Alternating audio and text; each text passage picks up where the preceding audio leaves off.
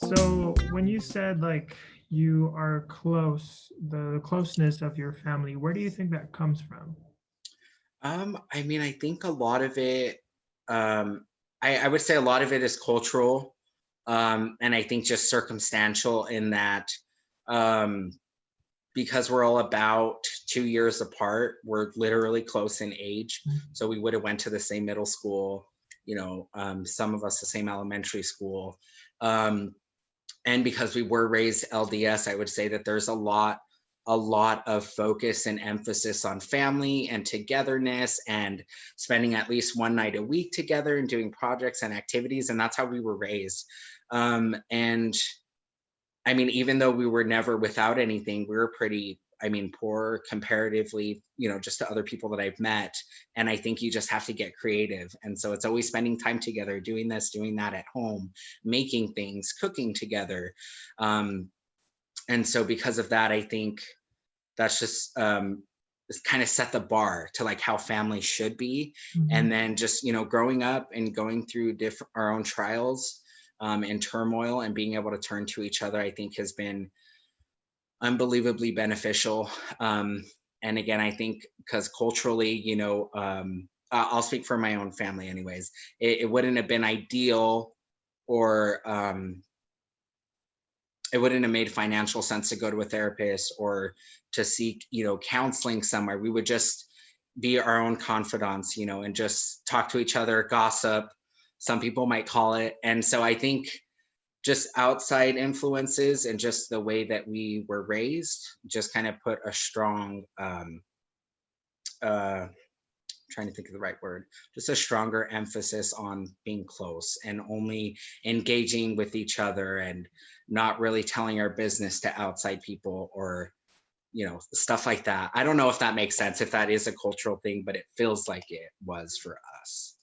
It definitely is a cultural thing. A lot of Latinx families do value family a lot more than other cultures, so it does play a big role, not only in being Latinx but also in being queer. Yeah. For you though, Nick, what do you think is like the most important part of being Latinx and queer? Oh, there's so many important things. It's so fun. I would say the most important thing for me is visibility and representation. I think that even though there are so many people in the world, it's easy to fall into that mindset that we're alone, that nobody will understand us, we're the only person like this, we're the only one's enduring this kind of pain and this state of confusion. And I think it's so great when people are reminded that, oh my gosh, look, I saw this article about this one person, and oh my gosh, I didn't even know this was a thing. And oh my gosh, that's what transgender means. It's not this scary concept. It's just, a person finding congruency within themselves. Like, how could you be mad at that? um so yeah, I think for me, just being visible, just being out and open, people seeing, like you can be, queer and Latinx and fat and, be successful. Like there's not just one way to be queer. There's not one way to be, you know, um, part of your culture. Like there's different ways to exist. And I think being out there and showing people that, sure, I face adversity, and yeah, there are a lot of, haters out there, but it can still be done. And the way that I do it is by, the amazing positive feedback that I get from, the things that I do, the things that I say, the people that feel supported by me. And I'm just being, I feel like I strive to be the person that I wish that I had as a youth. And so being able to work with the youth in some capacity and being able to work with the community and, just learning all these new things at the same time, um, I feel kind of like responsible, but not in like an intrusive way, but just like fortunate to be that person for somebody else. And so I'm always open to feedback. I'm like, hey, if I'm offensive, if I said the wrong thing, please let me know, because I want to continue being that person. And we can Sorry, you cut off at the end right there. Oh shoot. Okay. Um, I at what point? You said like strive to be that Oh, person, and then mhm. Yeah. I'm just always open to feedback because even though I know a lot more than I did before, I just want people to know that you're never too old, to continue learning about things. So I always ask folks to let me know if I've been offensive or if I've said the wrong thing, because that's how we continue to grow. And yeah. yeah, that's perfect. Feedback and conversation communication Mhm. is so essential when it comes to just queerness in general, because a lot of people are scared, or they don't know what to ask, or they don't know what to say, Mhm. and sometimes we don't know what to say. Right. Sometimes we are also discovering or exploring ourselves, and it's hard and it's difficult, and it's such a huge process. And I think, in my personal opinion, it's just being able to know that we can count on people, or Mhm. that they are Right. there when we need them. For sure. Nick, for you, what would be the most important message that you would like to get out to the Latinx population about queer people? Oh, wow. What would be the most important thing for me for the Latinx population to know? Oh, that is such a good question. It deserves such a good answer. Um, Your answer.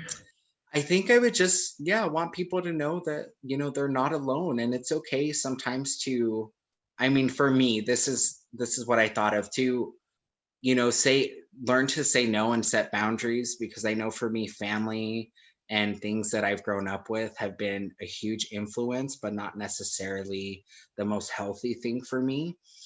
So I would tell folks like it's okay to say no. It's okay to cut off ties or, say yes to you more often and, not engage with people who aren't going to value you and respect you. And it's really hard conversation to have because sometimes those are the people we grew up with.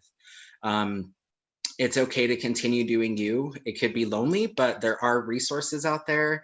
There's Nata at Latino Behavioral Health Services. There's me. I work at the Utah Pride Center, so I hope that's okay to say.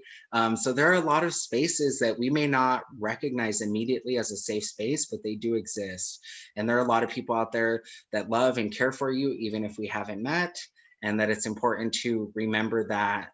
Um, that yeah, it does get better, and that there are plenty of resources and organizations and people that want to see you succeed. And I think you and I would be two good examples of that. Yeah. And thank you, Nick, for including me in that. Of course. I'm like I said, I'm still in the process, but I do know that the this is very important. And like you said, Nick, I hope everyone who watches this knows that they are not alone, that they do have resources, they have people that they can go and talk to, Mhm. and that there is a community out there. For sure. We're building it, but it's there, Mhm. Yeah, and it's just a process to, step by step, brick by brick, just building it and yeah, getting our people together. for sure. One last thing, Nick, before we end. Um, what would you what would you say to your younger self? Um, Oh my gosh. Okay. you're just gonna start crying. I know. I'm like, oh my gosh. I think probably what I would share with the community now, like just to validate like those scary feelings and those emotions of helplessness, and just say like those are real, those are very valid, but it doesn't always have to be this way. I would say, just keep going. The right people that need to be in your life that will support you will come along. when you're ready to receive them. So I think a lot of times, and for me anyways, growing up, there was a lot of angst, there's a lot of anger, there was a lot of I'm just thinking of a lot of bad words now. Just a lot of anger, you know what I mean? And I just thought that I was never going to get that opportunity to be on that other side, but just to remind myself that, it does get better.